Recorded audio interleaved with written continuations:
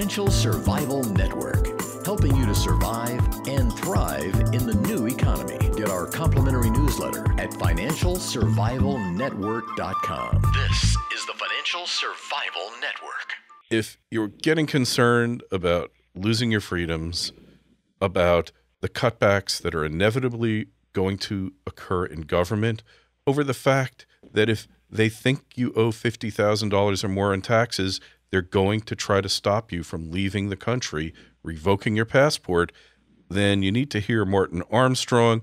He's got firsthand experience with a encroaching, ever more powerful government, and he writes constantly on Armstrong Economics. Martin, how are you? Very good. Thank you for inviting me back. Always a pleasure to have you, you know that. And we're seeing the noose getting tightened around citizens around the world, aren't we? Yes. I think that what you really have to realize is that I know a lot of people talk about hyperinflation and stuff like that, but that's not really practical in the sense when you're talking about major countries that have bond markets. That's something for like a third world type country. When you have deep bond markets, as we do, everybody that owns bonds are basically going to be down there lobbying not to do that. And that's what you're seeing. They're demanding more and more taxes. You got to pay us. You got to do this. And, you know, I don't see it as easy as, well, we're just going to print whatever everybody wants. We're just going to give it to them. It doesn't really work that way. Not when you have a bond market. So the bond vigilantes are going to save us, Bill Gross? Oh, they're not going to save us. They're basically the ones that are making it much more draconian. They're demanding their pound of flesh, and that's more serious, I think, than anything. I think at the end of the day, you'd wish it was just hyperinflation because that you can hedge against. But this way, we're losing basically everything, including our freedoms. And it's all largely just to get as much money as they possibly can to keep paying all the interest that they owe to keep the debt rolling around. So it's just about the debt. And what if China decides, hey, we have enough gold, screw the U.S., we're just going to dump our bonds, or it becomes economic warfare and they just decide we've had enough of these Americans, they're arrogant, they just consume, they've exploited us, and we're just going to dump all those bonds. What effect would that have?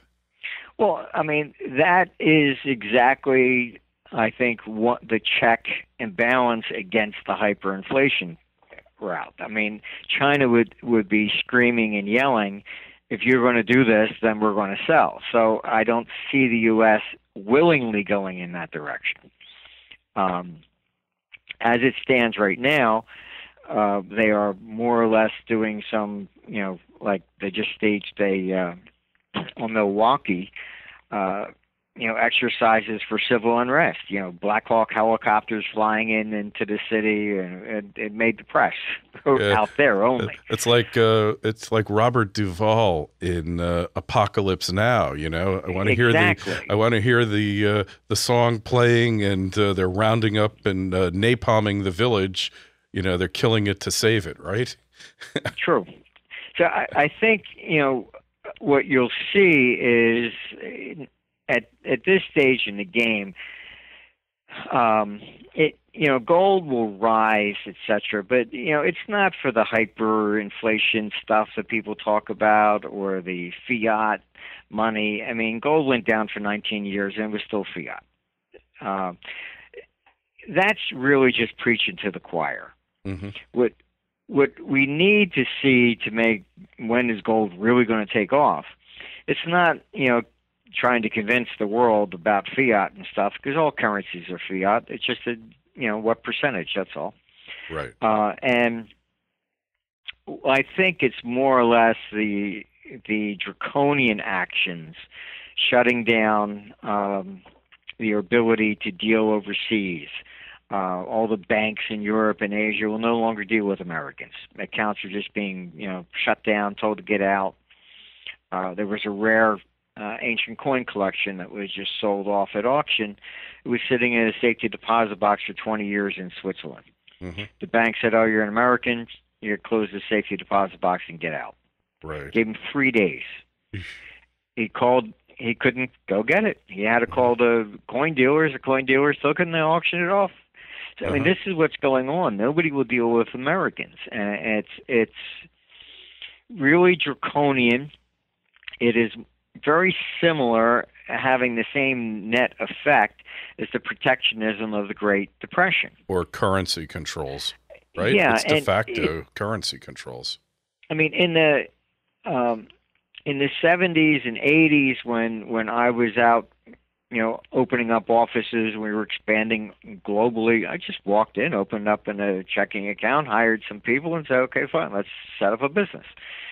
Yeah, today, you can't, as an American, you can't do that. Mm-hmm. Sorry, you're an American. You out the door. They will not deal with you because of the laws that we passed here. If they do not report what an American is doing, their assets can be confiscated in the United States. Yep. So nobody will deal with an American. These are things that are very draconian, and I think will have a tremendous deflationary effect on the economy per se, on a global scale. In other words, you're reducing GDP and then velocity of money. So instead of money being invested to create jobs, etc., you're having money hoarding. Right. So that's quite dramatic, and I think that what you're looking at, what will make gold more or less take off, is not so much the inflationary thing, but the draconian measures that are taking place. And I think you're going to see a larger increase in people saying, "Well, maybe I better have something on the side." Hey, and I heard another figure that was quite surprising to me recently, and this was from somebody in China. There are over 2 million people in China enrolled in automatic gold investment programs. So you've got definitely the developing world placing their bets with gold, whether they see hyperinflation or just economic deterioration on a grand scale in the West, Europe, and the U.S. They're definitely putting their money, where their mouth is in gold, right? Oh, yeah. Well, I mean, people throw around this term hyperinflation, and they don't really quite understand what that is. Hyperinflation, like you saw in Zimbabwe or Germany, is when you have no bond market. So the government has no other choice but to print. Now you're talking about inflation rates in the billions. That's what hyperinflation is. Right. We're not headed to that area because we'd end up in World War III before that would ever take place. You are looking at a surge in asset inflation. In other words, this is different. This is not an inflation that is created by demand and expanding economy. It's basically what Friedman more or less called stagflation, where the costs are rising, which you then see the prices going up, but it's not going up from a positive economic expansion perspective. So tax increases, things of this nature, are then pushed onto the consumer. So you're seeing prices rise, but it's a different type of inflation. It's not a booming inflationary spiral. Right.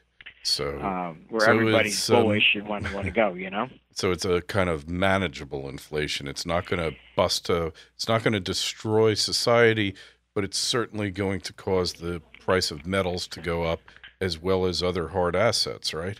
Right. I mean, that's largely what we saw in the 70s, that when oil went up with OPEC, the cost then began to push everything up. It wasn't, that then created the image of inflation, and then people started buying and hoarding toilet paper and all kinds of stuff at that point in time, largely because they saw everything was rising. It's more or less that type of thing rather than a inflationary boom, for example, in real estate, where prices were rising because people were, in buying and buying more, and that was more of a consumer type led advance, as opposed to, well, I better buy because I don't know, prices are only going to be higher tomorrow. Yeah, go buy that car, go buy that piece of equipment because prices are heading up, and we could be in that kind of situation. I'm not sure about the hyperinflation because, if the world really loses confidence, if the political system breaks down, and it looks like it's totally broken now, where trillion-dollar deficits, how much longer can that go on before we really do have hyperinflation? I think this is why you're seeing all these laws be getting much more draconian. Domestic military, exercises against cities, etc. So, I mean, these are things that are indicating that they know what's coming. Right. And unfortunately, what that typically leads to is first the draconian side, where they're going to, well, we could hold on to power if we just do this. So they haven't really resigned themselves that the system is broken and they're going to lose. That is what you might call phase two. Right. Reality dawning on them, I guess, right? Yeah, at this stage in the game, well, if we just raise taxes, we'll be able to pay the debt. And but we know that isn't the fact. If they took everything, that the economy produces, there still wouldn't be enough, right? Exactly. I mean, but it's hard to talk reason to somebody who has the power. It's like you're in an alley and a guy holds a gun to your head and says, "Give me everything you got." And but you're going to get caught. You can say, "Yeah, you're going to get caught. It's illegal to own the gun." Yeah, okay, fine. You keep it up, I'll shoot you. Yeah. So there's a certain reality to things here, and they basically have all the power at this stage. Yeah. And you cannot expect them to just willingly give it up. And they're going to fight tooth and nail to hold on to it. Yeah. And that's what you're really seeing with all of this craziness with raising taxes on just about everything. You're going to see a lot of cities have now figured out, okay, fine, forget the income because we got to actually show somebody made something. Well, we don't have to do that. We're just going to do property taxes. So you're seeing property taxes starting to rise. But it's got nothing to do with if you can afford it or not. Yeah. Pay up or we take the house. Sure. So one of the girls in our office, had bought some investment properties, and when she had done so, it was okay, feasible. I was going to make a profit. Well, she didn't count on is that they keep raising the taxes to the point that now she doesn't make a profit. Yeah. So then what do you do? So we may have another round of difficult times for real estate as this trend keeps developing. Yeah, depending on your locality, I guess. Yes, every location is different. Northeast California, Illinois, and high tax states for sure. But they've come to they're going to be coming to that realization soon that all the benefits, all the high-priced salaries that they're paying to these government workers and the pensions, they're going to renege on them because there really is no choice in the final analysis. They cannot afford to pay them. Yes, and there is an interesting trend beginning in Europe because they've been throwing out Americans out of the banking system. What's starting to percolate over there now is real estate investment pools. And what they are, not housing, it's commercial. So they're buying up commercial properties at like 40 cents on the dollar that are mostly rented out. And because prices have come down so much, they're able to create yields of anywhere between about 12 to 18%. Which is a great thing. Yeah. And so now that you're looking at people over there saying, well, gee, this is not bad. If I put money in a bank, what am I getting? 0.5% for 3 years. Mm-hmm. You want a car loan, they want 4%. I mean, I've never seen the bank so greedy in my life. I mean, the spreads between bid and ask are incredible. Not to talk about credit cards either, right? Oh, I mean, that's, that you have Volcker to thank for, because, he had to raise the legal limit so he could raise interest rates in 1981 to fight inflation. And, so now everybody can pay 20 some odd percent. It's just crazy. The whole thing is crazy. Yeah, definitely. It's not sustainable. Mm-hmm. I would think if you look at history from a timing perspective, I would say after 2016 is when we're probably going to go into a major, major downturn. Mm-hmm. And that's going to force some sort of political change at that stage in the game. So you think we have another 3 years left of living in fantasy land before the truth hits these guys? Part 2 is available to subscribers of FinancialSurvivalNetwork.com. Go there now, sign up, and enjoy.